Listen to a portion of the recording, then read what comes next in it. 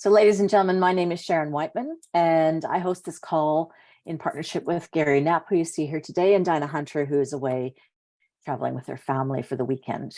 We're very proud and privileged to be here with each and every one of you, whether it's listening live or those of you, I know Saturday morning is not the best call for, it's a very busy family time. We're juggling today in my house, I can tell you.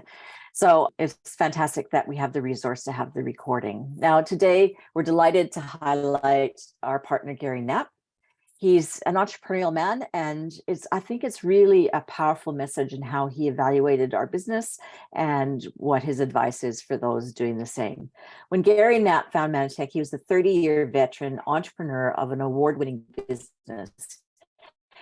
He's been an avid fundraiser for a wide variety of social and environmental causes, and as a professional, and made over 10,000 skydives. Today, Garry and his wife Sue live their dream lifestyle off the grid in their time, and their time is their own. He runs their global Manatech business from their sustainable property in a beautiful part of Australia. They grow the majority of their food and produce 100% of their power.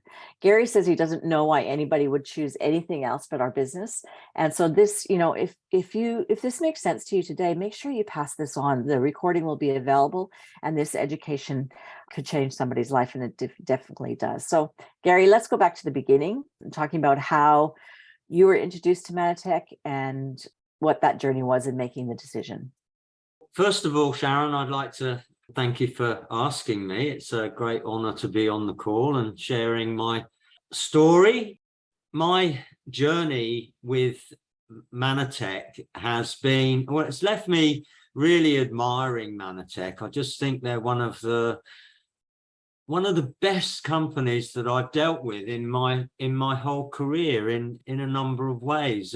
But it took a long time to find them. And that story, going back right to the beginning, is that I worked out fairly early on. I was a bit of a rebel at school because I just didn't like being told what to do. And that sort of goes through into the job I did in marketing and business, and with a view really to having my own business in the end. That was the whole goal. So when I left university, I had a couple of amazing jobs, but same thing, I just didn't like being told what to do. So then fate came along.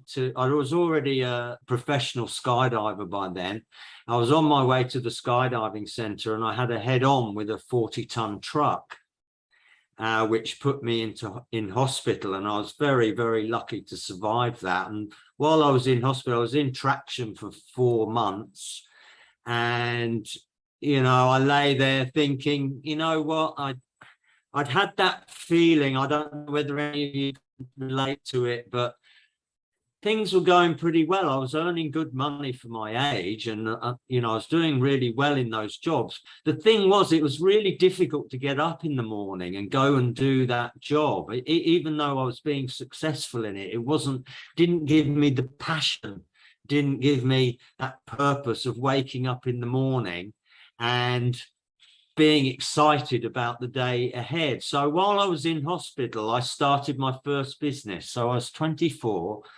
Tandem skydiving had just been invented. Literally, my wife did one of the very first ever experimental tandems. She was working at the skydiving center in DeLand, where the man that sort of came up with the crazy idea had invented it. And she did one. Anyway, I just saw this was going to revolutionize the sport and enable us to, take people up and into the environment that we love, the free fall and body flying and that sort of. I just saw it would revolutionize the industry. And so I became a pioneer. I imported the first 2 tandem rigs into the UK, and I started the first commercial tandem skydiving operation in Europe.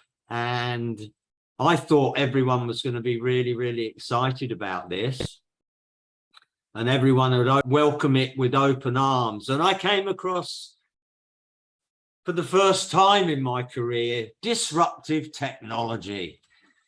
So suddenly I found myself at the heart of a storm of people. They say about disruptive technology, and I'll come on to why this is so important, but first of all, it's ridiculed. So totally big surprise to me is that I had all the people that were my peers and the people that I'd kind of grown up in the sport with, who were my mentors, suddenly calling me an idiot. We were going to be killing people. The idea of strapping someone to your front and jumping out of a plane at 12,000 feet, whilst it is totally insane, that it was just ridiculed and attacked, and I had suddenly people trying to ban it. It was a terrible time, but I was a pioneer and I knew it would make a difference in the end, and I carried on and I started the business.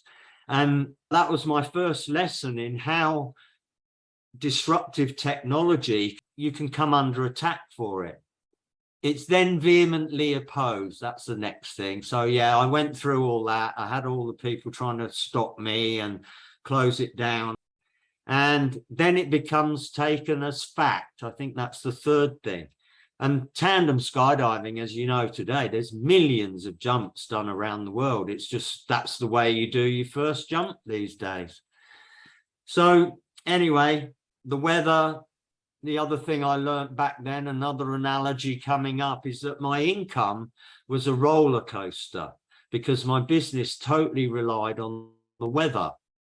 And we could be doing really, really, really well. And then we'd have 2 weeks of solid rain or wind or something, and the income would just plummet.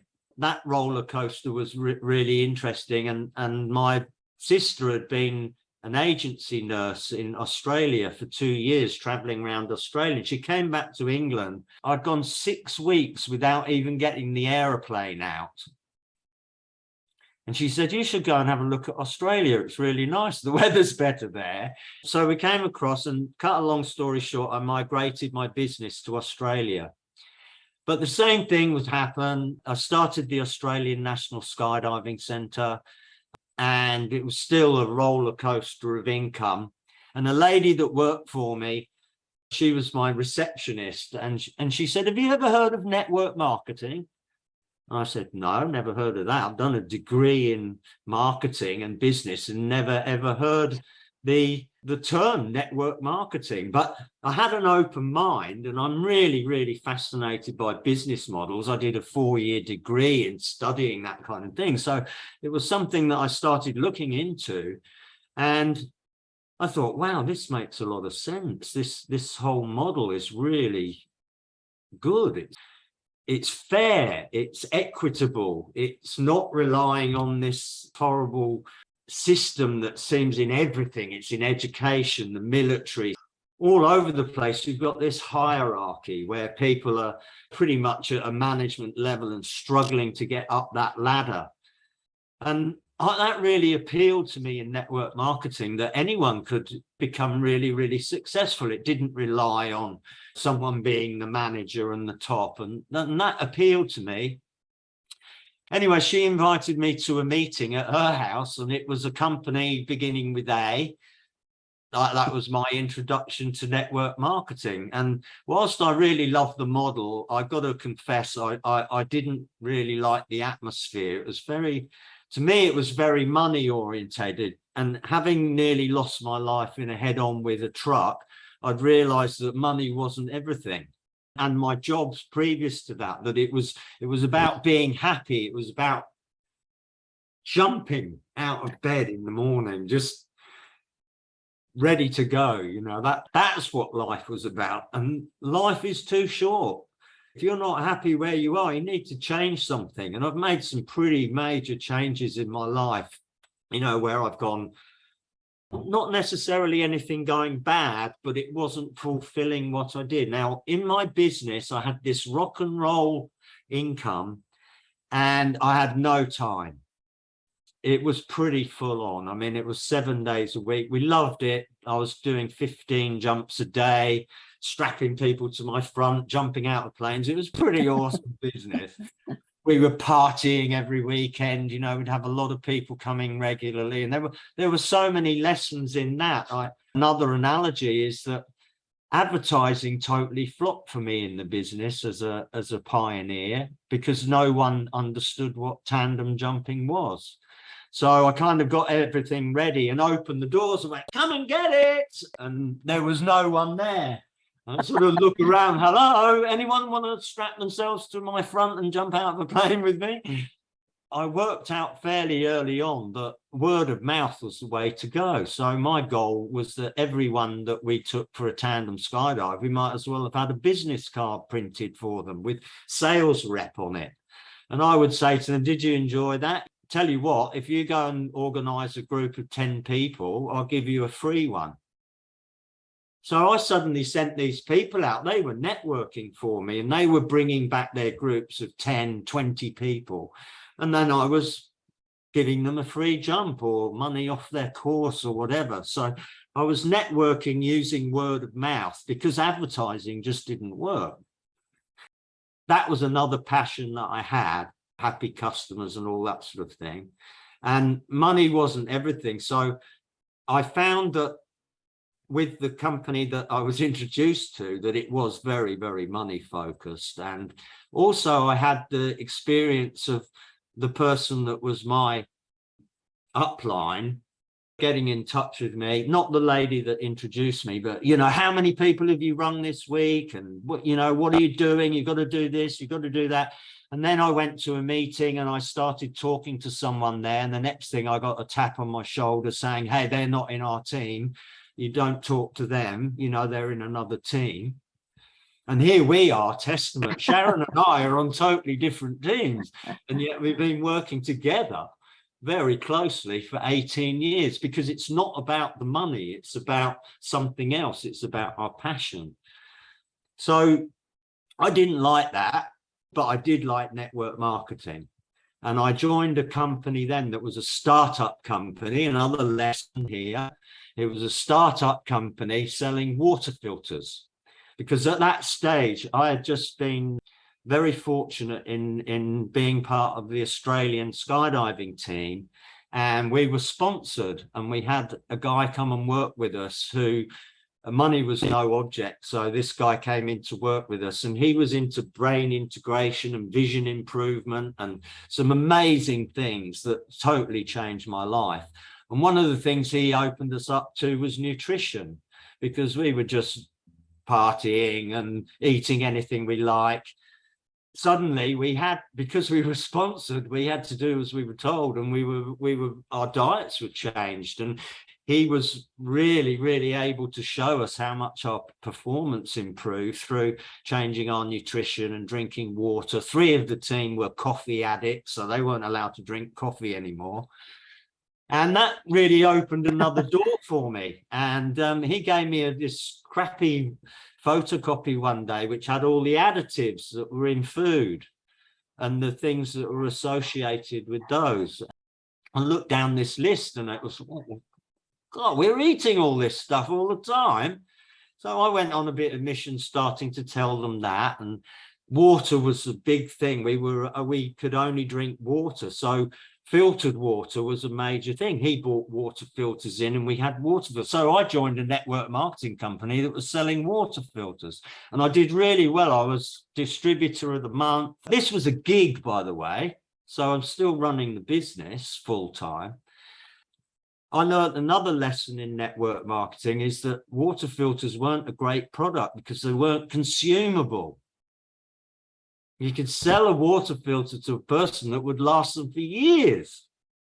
They might have to buy a cartridge every 18 months or something, but it wasn't a consumable product. And because then I started finding out from Brendan about supplements, he was a kind of anti-supplement person because he realized back then that most of them were synthetic.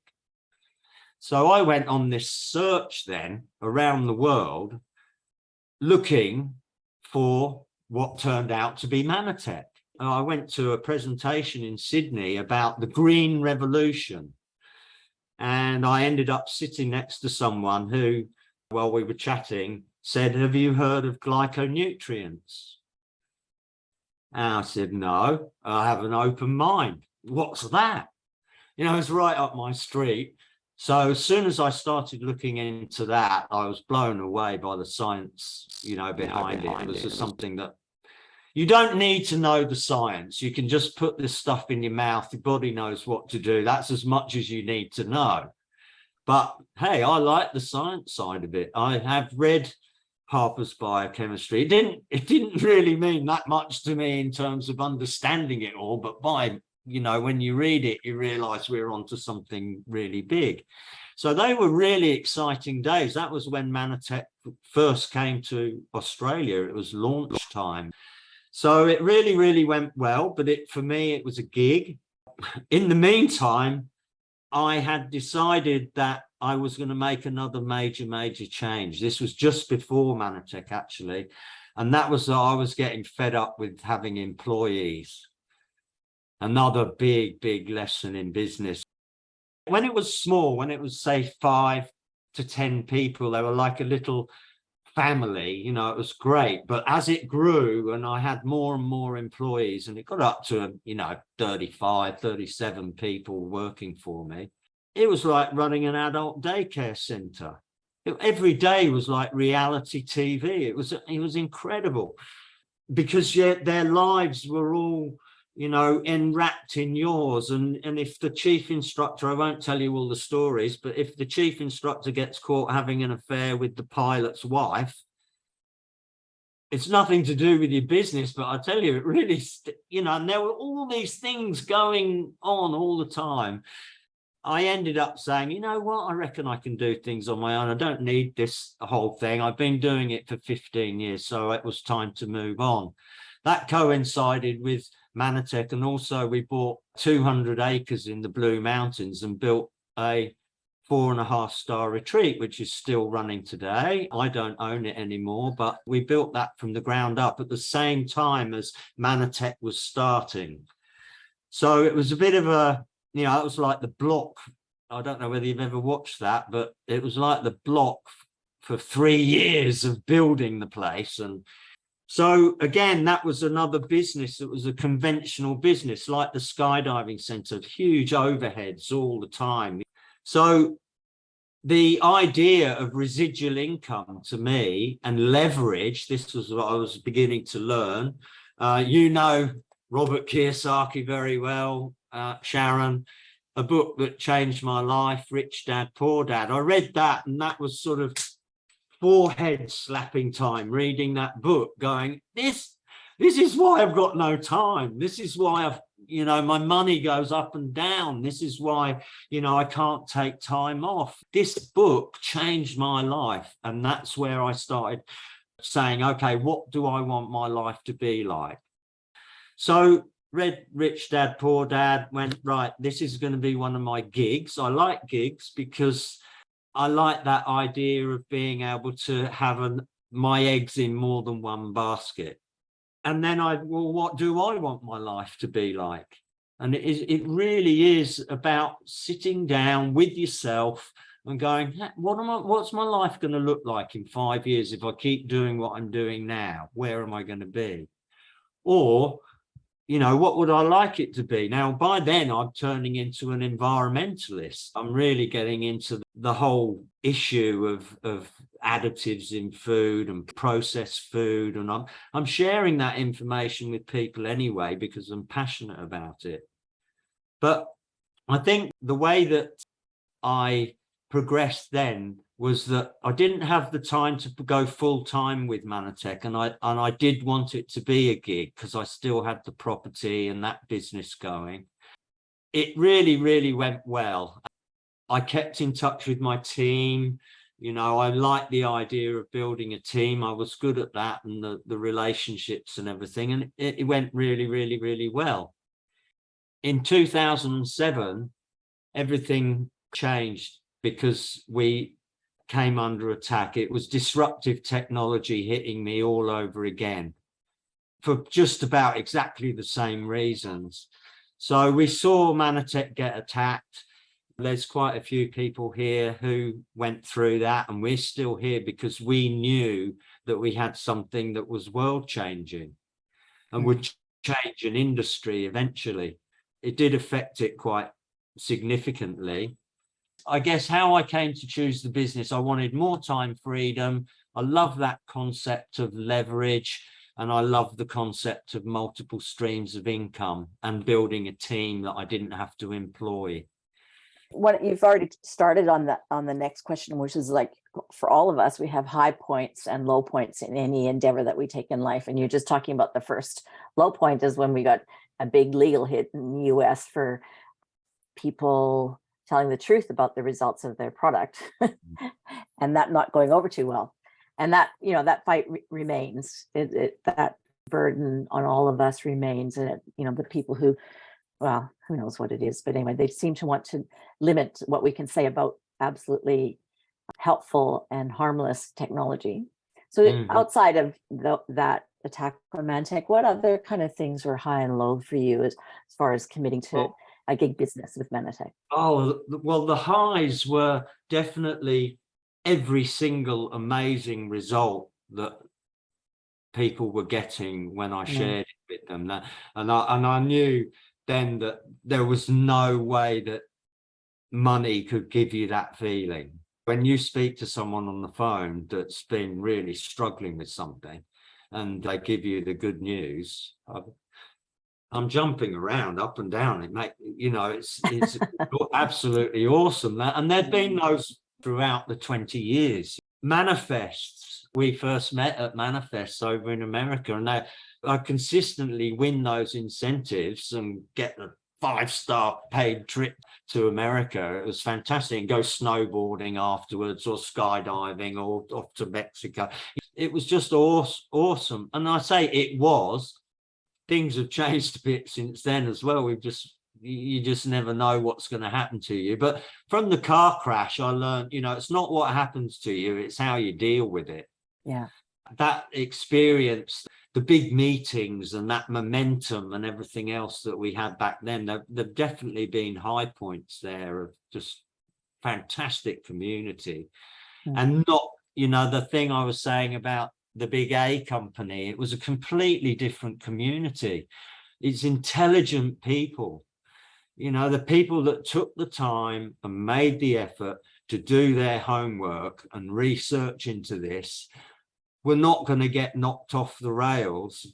Well, those early manifests and part of the reason that we got into trouble, the Friday nights, the life stories, I could sit there for 2 days listening to those. They went for Friday nights, and there'd be a queue of people getting onto the stage telling their true stories, and we all knew they were true. Yeah, absolutely. And so when that did happen in 2007, it made me more resolute. It made me angry that was being manipulated by whatever it was, because we're disruptive technology. We still are. We still haven't even touched the surface. We have not scratched the surface of what this technology is all about. I think we're about to. I just take my hat off to Manatech. The way they navigated, fought back and came back and to the stage that they are now. I think it's almost a startup type scenario now that we've got, where all those things in the past were learning experience. They made Manatech a better company. The fact that we can't tell true stories bugs me no end. Really does annoy me, but that's nothing to do with Manatech. That's one of the things they're up against. Disruptive technology. Yeah, they've gone straight back to the science as a solution, haven't they? Exactly. Which is, supports us all. And so for somebody this is making sense to, and what would you attribute, or what would you recommend or advise people to be successful in their business when they commit with Manatech? What are things that, looking back, what were the key things that support your success? Well, one of the things that back then, you remember there was someone called Gnapp, and he built his business based on the 90-day blitz thing. And we've got some great training in the archives. James has done good training on the blitz. I think we've had a few over the time. I think that getting that momentum up in the beginning is an important thing. If you can get results really quickly and put some major effort in, it gets that ball rolling. The ball is pretty hard to push to start with. You've got to be seeing that future vision to push that ball, but it gains momentum, and momentum's such an important thing. So the 90-day blitz thing, because it was always a gig to me, it was not something, I mean, I don't really recommend people jacking their job in and going full-time with Manatech from the beginning. Some people do, some people pull it off, some people's circumstances force them to do that, and that's great. It always comes back to the why. I mean, my why was getting fairly strong in the sense that we'd sat down and said, well, what do we want to do? We had this dream to live off the grid, and boy, is that turning out to have been a good dream. Oh. It's prophetic almost, isn't it, Gary? Yeah. We've just got our first electric car. It's a plug-in hybrid, which is awesome, and all the solar power charges everything, and we grow all our own food, and that's turning out to be an incredible foresight, really. And I mean, something I would encourage anyone to do as much as they can. But having your why sorted out is a really key thing at the beginning. It's to say, well, what do you want your life to look like? How do you want to live? How do you want to get up every day and live your life? And the dream board was another thing that's a good thing to do. And you remember on executive retreat, we did the dream boards. Dream big, do some outrageous things. I mean, one of the things I wrote down, and that's a really important thing, I wrote this down, was that I wanted a property that was not miles away from everything. I can get to an international airport in 40 minutes, but I don't want to be able to see another house, but I want to have a huge view where I can see for miles and miles, but I don't want to see a single light at night. And when I wrote that down, I thought, that's a tall order. That's a big ask, that one. Anyway, that's exactly what we've got. We can't see a single house. We've got incredible views. It came true. Another idea I like is writing a diary entry for, say, 5 years' time or 3 years' time, and describe the day as if it was a true day in your diary of what you did, where you went, as if it's actually happened. That's another really nice thing to do. But once you get that why in place, that's your driving force. You can kind of put it to one side then, and you come back to your daily goals and what you've got to do to achieve that. And boy, we've had some fantastic training on that as well. It's all there in the archives. What Sharon and Diana and I have done over that nearly 20 years is create an incredible resource that, how to do those kind of things is all in the training. You just look back over the years and go, oh, that's what I need right now. I'll go and listen to that. So Gary, your why, your focus, and your activity are the key things that you're recommending for people to focus on. Yeah. Well, and we've got some really amazing tools happening now. I mean, looking back of how hard it was, we didn't have websites. You could tell someone to go and look, and they go and Google Manatech. It was really, really difficult to keep control of that flow, that funnel of people. Well, there's no excuse now. We've got the Penny app, and I always learn something from our calls. Just the last few weeks, we've had Luciano on, he was talking about rapid PD. So I've gone full into researching that now, and it's pretty impressive. It's really good. And we've got our personal Manatech websites.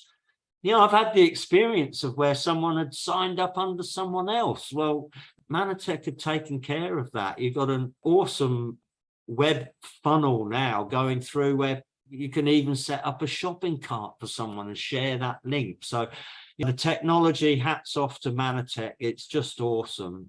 Yeah, Rapid PD is taking off now in the States. I'm going on some trainings on that to, learn more about it. So we do have a lot of things in place, but I think if I was doing it all over again, it would be the 90-day blitz for sure.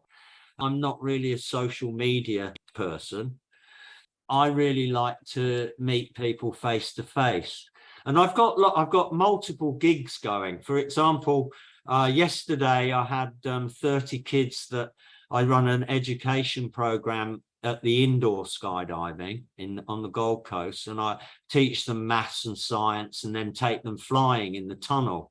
So I had 30 kids yesterday for that. And I build mobile apps. I'm off to America in one of my big clients in America. So I got my finger in a few pies, but my gig, one of my gigs is we got this beautiful site on our property, which I don't know if you've heard of Hip Camp. It's a gig. It's like Airbnb. Yeah. So they come along, they bring their own tent or caravan or something. And we set up a really gorgeous site that looks down anyone want to come and stay. It's Stoker's Siding Hilltop Bush Retreat on Hip Camp.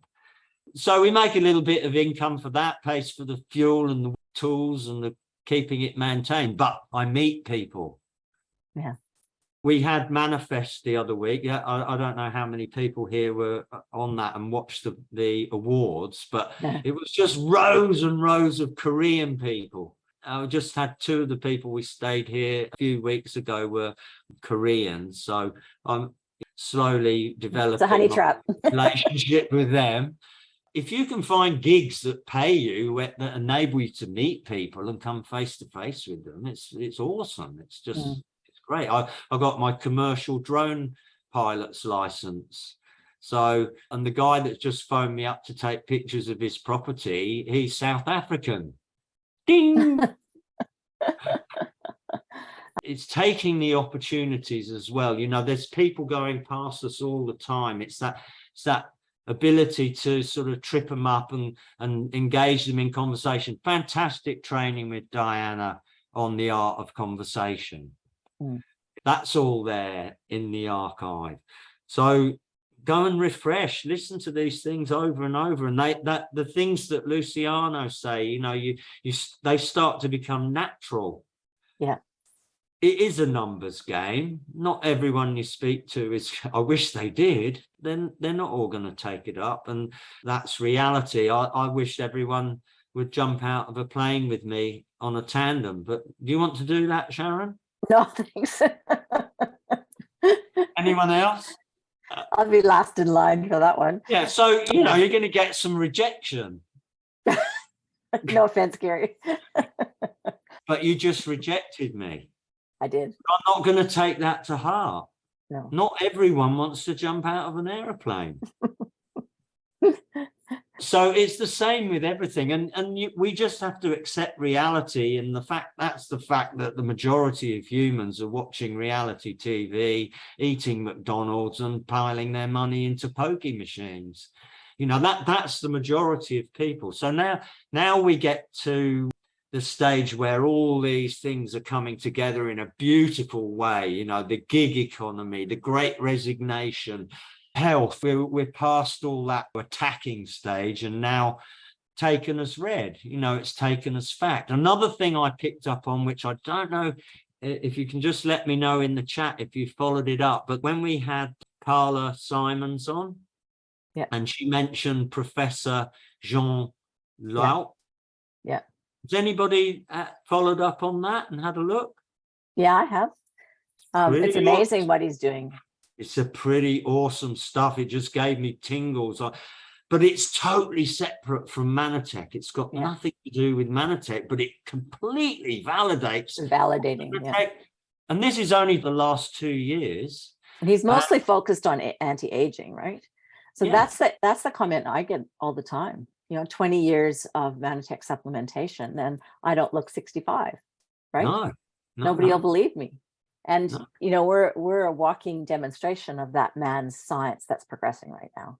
Yeah, and it's wonderful how so many things are manifesting now, because we saw that in the beginning, and I'm excited. I'm more excited than I've been in a long time, and getting off with a fresh start with these new tools I think is great. One of your questions I think is about getting people started. Yeah. And I love Zoom. One of the things I like to do now when I get someone started is do a Zoom call with them, even enrolling them on Zoom. I'll enroll you, or they can enroll themselves, and you can screen share. And I love that. And then I can do a tour. I can show them how to set their website up and show them how to create a link and all that. And rather than just letting them find it out themselves, you can save so much time in half an hour just doing a Zoom call with someone. Yeah, absolutely. And then we've got this huge archive. So I kind of choose what I give that person sometimes that once they've joined, based on, oh, this is a really good call. I think you'll like this one. It might be a younger person. I'm waiting to my Korean people to pass on the Bella and Vincent call. Yeah, that was awesome. Absolutely. Yeah. That resource is perfect for those people.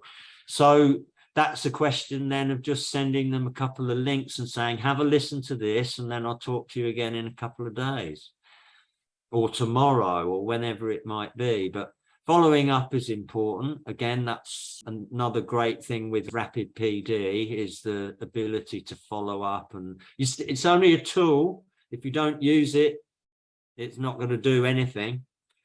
The human has to drive it.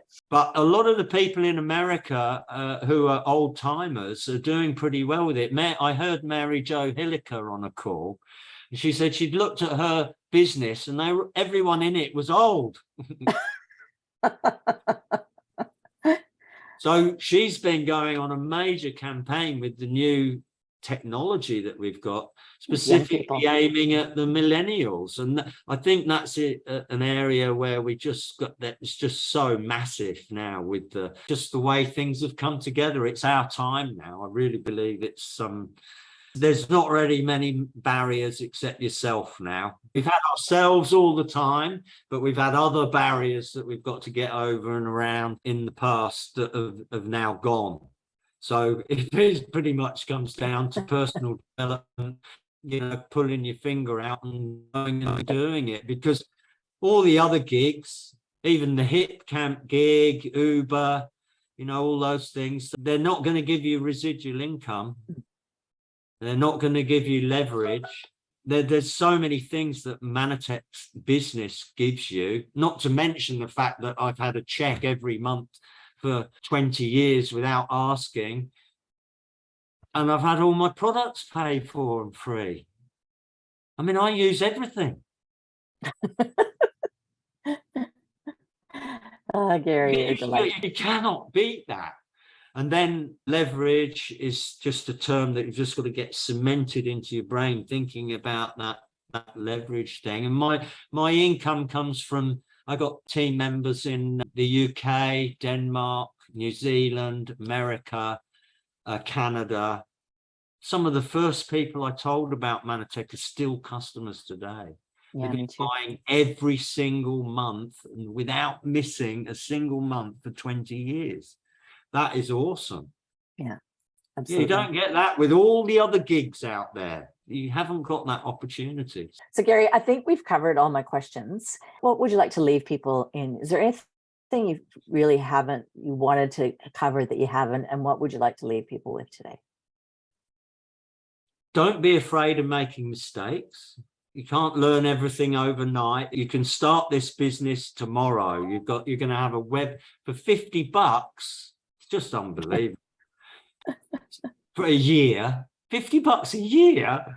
It's a joke, really. But you've got a full international e-com business that some people out there are paying thousands and thousands of dollars a month for. Manatech do everything for us. It's just incredible. But you don't have to know everything to start with. You can just get started. That's the main thing. And get that why sorted out. Get juicy with it. Imagine what we limit ourselves so much. Just always remember, I want to see 35 kilometers at night and not see a single light. It's just crazy. And yet here it is true. So get really creative with it and don't hold yourself back. So start creating the life that you want to, and write them down. And remember, everything that happens to you is a lesson or a gift. You're either learning from it or you're being gifted. And I don't think no matter how hard you look, you're going to find a better partner than Manatech. Gary, that's all, I'll send you the chat because it's been quite incredible. There's a lot of appreciation and inspiration that you've shared with the community that's here today. And I know that it'll go farther. So Gary, God bless you. Yes, I'm looking forward to seeing everyone and things getting back to normal in terms of having a few more meetings and stuff like that. Would be great. Gary, God bless you. Thank you. And thank you to everyone who's here today. And I know this is a gift that we'll keep on giving. And God bless everybody. We'll see you next week. Have a great weekend.